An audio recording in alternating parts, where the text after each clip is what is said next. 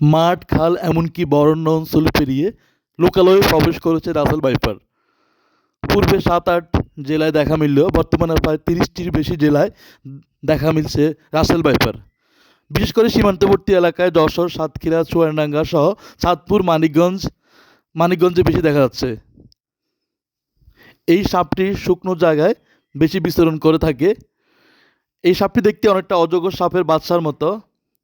অন্যান্য সাপ যেখানে মানুষ দেখলে ভয় পায়, সেখানে এই সাপ মানুষ দেখলে তেড়ে আসে। জনমনে আতঙ্ক সৃষ্টি হয়েছে এই সাপটি নিয়ে।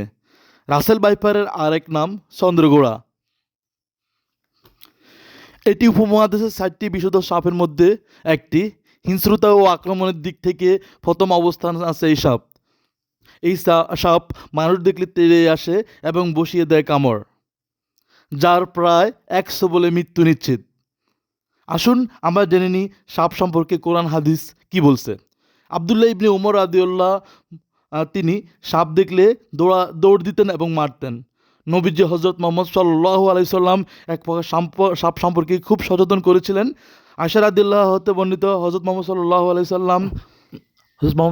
আলাইহি সাল্লাম বলেন, পিঠে 2টি সাদা রেখা বিশিষ্ট সাপ মেরে ফেলার নির্দেশ দিয়েছেন, কারণ এটি অত্যন্ত বিষধর সাপ।